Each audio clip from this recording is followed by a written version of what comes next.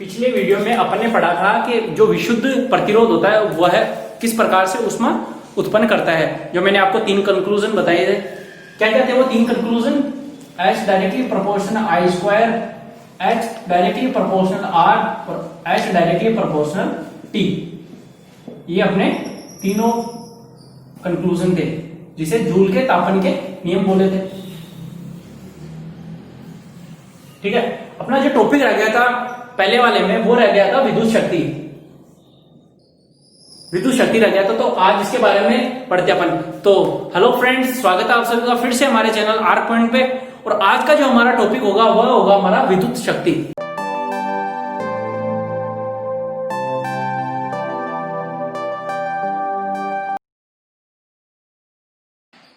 तो अपना टॉपिक होगा आज का विद्युत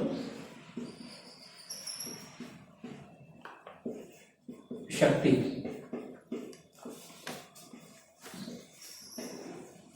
इलेक्ट्रिक पावर। ठीक है, अब मैं आपको फॉर्मूले से इसकी डेफिनेशन बनाना सिखाता हूं। पहले भी मैंने फॉर्मूले से डेफिनेशन बनाना सिखाया है। P शक्ति is equal to W upon T।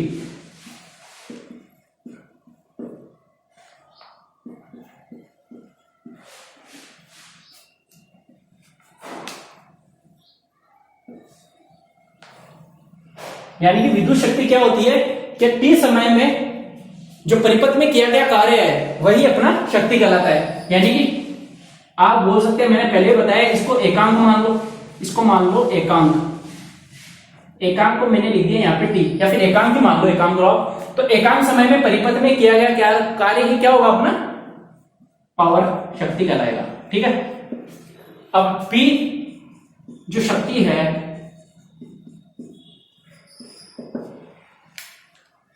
W का जो मैंने मात्रक आपको यूनिट बताई थी, W की यूनिट, सर इसमें शेड डालना, जो W की यूनिट बताई थी मैंने आपको, वो क्या बताई थी?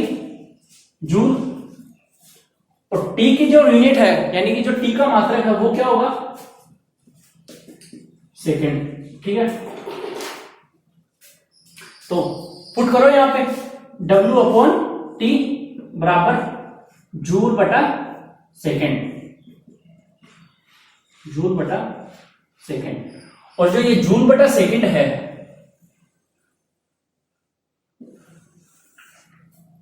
इसी को क्या बोला जाता है? इसी को बोला जाता है वाट। ठीक है, इसी को क्या बोला जाता है? इसी को बोला जाता है वाट। तो P का जो मात्रक है, यानी कि जो P शक्ति है, पावर, उसकी जो यूनिट होगी वो क्या होगी? वाट।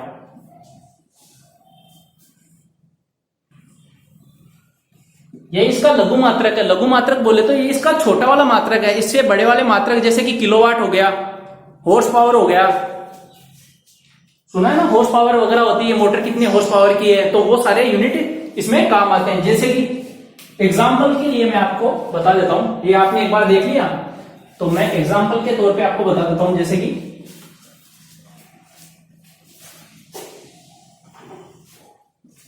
1 किलो वाट।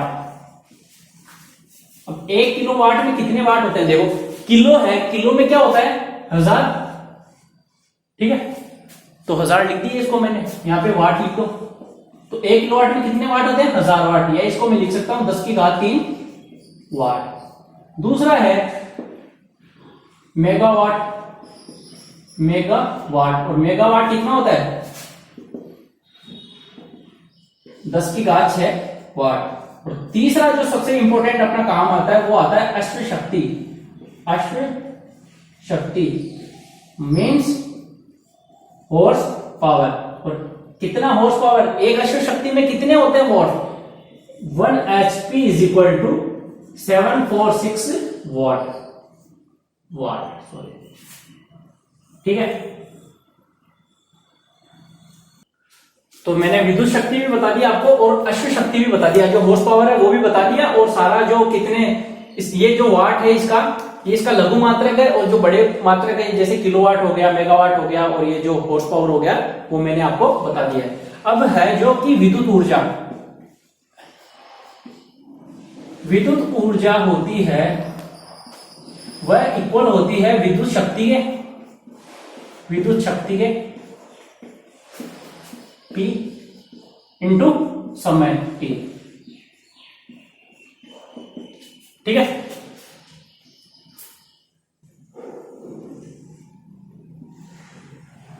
अब इसमें क्या होता है कि विद्युत ऊर्जा है जो विद्युत शक्ति और समय के गुणनफल के बराबर होती है। इसीलिए क्या होता है कि विद्युत ऊर्जा का जो मात्रक होता है, अब विद्युत ऊर्जा का मात्रक कैसे निकालते हैं? जो विद्युत ऊर्जा का मात्रक होता है, विद्युत ऊर्जा का मात्रक जो है इसकी यूनिट होती है, वो कैसे निकलती है? विद्युत शक्ति का मात्रक बता चुका हूं मैं आपको, क्या होता है? वॉट। अभी बताया था मैंने, वॉट होता है विद्युत शक्ति का मात्रक। तो लिखो यहां पे वॉट इंटू समय का मात्रक सेकंड होता है, लेकिन उसमें क्या दे रखा है? घंटा दे रखा है, क्योंकि जो अपना ये जो विद्युत ऊर्जा निकलती है इसको व्यापारिक तौर पे लिया जाता है। व्यापारिक तौर का मतलब है कि जो अपने लाइट वगैरह का बिल आता है उसके हिसाब से लिया जाता है, और उसके हिसाब से कैलकुलेशन करने के लिए जो सरकार यूज में लेती है वो घंटे के हिसाब से अपना जो वाट निकलता है उसके हिसाब से अपने चार्जेस वगैरह लगते हैं। इसलिए जो समय का मात्रक है वो सेकंड ना लेके यहाँ पे घंटा लिया जाता है।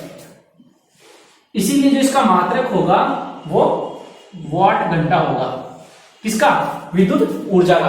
अब ये वॉट घंटा तो एक इंफॉर्मेशन टाइप के लिए, इंफॉर्मेशन पर्पज के लिए, बाकी इसका जो व्यापारिक मात्रक होता है, व्यापारिक मात्रक का मतलब जो अपना व्यापार करने के लिए, कि व्यापार कौन कर रही है? सरकार। अब जो सरकार का व्यापारिक मात्रक है तो वो क्या होगा? अपना व्यापारिक मात्रक है वो क्या होगा?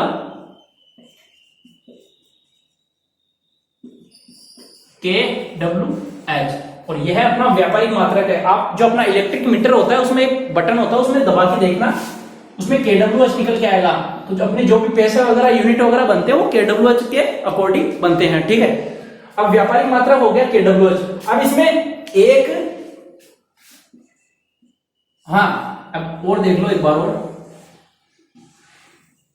जो मैं इसकी बात बता रहा था आपको, यूनिट की बात की। यूनिट क्या होता है? जो व्यापारिक मात्रक kWh है ना, इसी को अपने घरों में क्या यूज करते हैं या फिर सरकार द्वारा क्या यूज किया जाता है? एक यूनिट। अपन बोलते हैं ना, बोले कि इस महीने कितने यूनिट आए अपने घर में बिजली के, तो वो जो kWh होता है वही यूनिट होता है। ठीक है। तो यूनिट भी बता चुका हूं मैं आपको।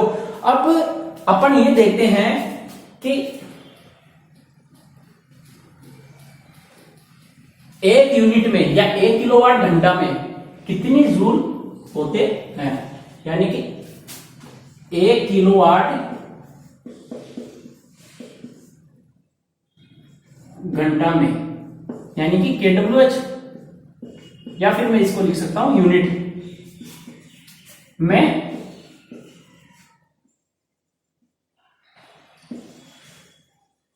How many units. ठीक है। कितने यूनिट होते हैं? अब देखो कैसे निकलता है। मैंने पहले बोला है किलो, किलो की जगह लिख दो 1000। ठीक है।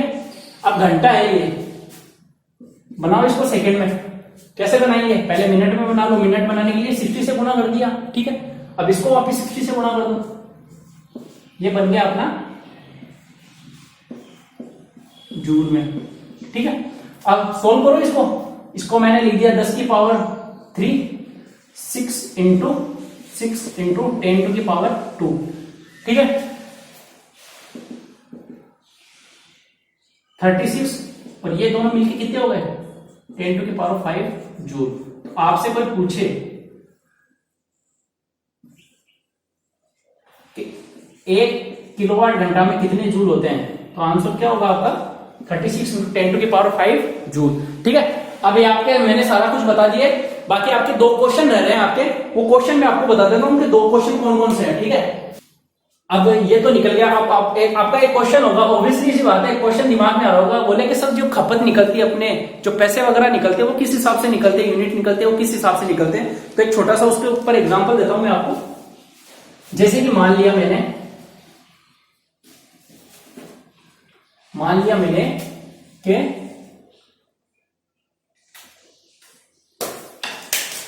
100 वाट के 2 बल्ब है। ठीक है। वो प्रतिदिन कितने घंटे चलते हैं? यानी कि डेली के वो चलते हैं 8 घंटे। तो एक महीने में कितने यूनिट आएंगे? कितने यूनिट आएंगे, यूनिट मतलब kWh आएंगे। ठीक है, अब देखो कैसे निकलते हैं। उसके लिए एक फॉर्मूला है कि खपत जो ऊर्जा होती है, खपत जो ऊर्जा होती है वह होती है P into T divide by 100 यानी शक्ति। ठीक है, अब देखो इसमें क्या करना है, कुछ नहीं करना आपको, फॉर्मूले में बस मान रखते जाना है। अब मान रखो, कैसे रखना है मान, देखो कितने बल्ब है, 2 बल्ब है, कितने वोल्ट के हैं, तो ये 100 वाट के 2 बल्ब हो गए। ठीक है, कितने घंटे चल रहे हैं वो प्रतिदिन, यानी कि ये तो अपनी हो गई शक्ति। ठीक है, शक्ति की जगह ये हो गया, यानी 100 वाट के 2 बल्ब है। ठीक है, अब समय कितना है, 8 घंटे चल रहे हैं, प्रतिदिन 8 घंटे चल रहे हैं, तो 1 महीने में, अब हमेशा ध्यान रखना 1 महीने का मतलब ऐसे क्वेश्चन में हमेशा आपको 30 दिन लेने हैं। कितने दिन लेने हैं, 30 दिन। तो कितने घंटे चल रहे हैं, 8 घंटे चल रहे हैं। एक दिन में 8 घंटे चल रहे हैं, तो 30 दिन में कितने घंटे चलेंगे। ठीक है, अब जो डिवाइड बाय में ये 1000 है, इसको तो कर दो अपने आप, काटो। कितने यूनिट आ गए आपके पास, आपके पास यूनिट आ गए 48 यूनिट, यानी कि उन 2 बल्बों से आपके जो महीने की यूनिट आएंगे वो आएंगे 48। और अपने राजस्थान में 1 यूनिट की वैल्यू है 10 रुपए के करीबन, यानी कि 1 महीने में आपके 480 रुपए का बिल आएगा। जो बिल आएगा ना आपके, वो 480 रुपए का बिल आएगा। ठीक है, तो इसके बाद में आपको एक क्वेश्चन बताता हूं मैं, वो क्वेश्चन क्या है वो देखते हैं अपन नेक्स्ट। अब आपके बुक में एक क्वेश्चन दे रखा है, उसको मैंने एक शॉर्ट फॉर्म में लिख दिया, जैसे कि 10 वोल्ट का संचायक सेल मतलब रिचार्जेबल, 50 ओम की नाइक्रोम कुंडली है, ये प्रतिरोध कुंडली दे रखी है, वो अपनी कितने ओम की है, 50 ओम की, और कितने समय तक के लिए प्रवाहित करें उसमें धारा, 1 घंटे तक के लिए। तो हमसे ये पूछ रहा है कि जो नाइक्रोम कुंडली है उससे कितनी ऊष्मा उत्पन्न होगी, वह अपने को पूछ रहा है। अब ऊष्मा उत्पन्न करने के लिए पहले क्या करते हैं अपन, एम्पियर, अपने को आई की जरूरत पड़ेगी। अब क्यों पड़ेगी, मुझे कैसे पता लगा कि आई की जरूरत पड़ेगी, क्योंकि अपना जो ऊष्मा का जो फॉर्मूला आया था वो क्या आया था, I²RT निकल के आया था ना, ये वाला जिसमें अपने को टी दे रखा है, जिसको सेकंड में बदलेंगे, लेकिन टी दे रखा है अपने को, आर भी अपने को दे रखा है, तो आई निकालने की जरूरत है। आई कैसे निकलेगा वो देखो, आप मेन पॉइंट आता है आई निकालने का। तो सॉल्यूशन में लिखा मैंने V = I/R, किसके नियम से, ओम के नियम से। ठीक है, तो I = V/R। V का मान कितना दे रखा है अपने को, 10, और R का मान 50 ओम। तो जो I निकल के आई है वो कितनी निकल के आई है अपनी, 0.2 एम्पियर। ठीक है, ये निकल के अपनी I निकल के आ गई। अब लगाओ इसमें फॉर्मूले में, और हाँ दूसरा अपने को T = 1 ओवर, जो कि 1 घंटा है, उसको सेकेंड में बदलो, कितना होगा, 60 × 60 = 3600 सेकेंड। रखो इसमें मान, फॉर्मूला अपने पास दे ही रखा है, तो H = वापिस लिखना आपको, जैसे मैं सॉल्यूशन कर रहा हूं। अगर एग्जाम में ये पूछता है अपने को, ये पूछ लेंगे आपसे 2 नंबर में, तो एग्जाम में अगर पूछ रहा है आपको, तो आपको सेम टू सेम ऐसा का ऐसा करना है। ठीक है, तो H = I²RT, I का मान कितना है, 0.2 का होल स्क्वायर, R का मान 50 और T का मान हो गया अपना 3600। ठीक है, सोल्व करो इसको, इसका जब अपन वर्ग करेंगे तो निकल के आएगा अपने पास 0.04। ठीक है, 50 × 3600। अब देखो जब इन दोनों को गुणा करेंगे अपन, तो निकल के आएगा अपने पास 200। लेकिन पॉइंट कितने संख्या के बाद में, 2 संख्या के बाद में पॉइंट है, तो लगा दो यहाँ पे 2 पॉइंट, मतलब जो निकल के आएगा वो अपने पास निकल के आएगा 2। बचा क्या, 3600। अपन इसको जब गुणा करेंगे तो निकल के आएगा 7200 जूल। ठीक है, तो ये अपना क्वेश्चन हो गया। तो आई होप आपको समझ में आ गया होगा, यानी कि इतने जूल ऊष्मा अपनी निकलेगी उसमें से। तो आज के लिए इतना ही, मिलते हैं अपने नेक्स्ट वीडियो में। आई होप ये समझ में आ गया होगा। फिर अगर कुछ समझ में नहीं आया है तो कमेंट करो, वहां आपको सॉल्यूशन मिल जाएगा। धन्यवाद। ध्यान रखिएगा अपना।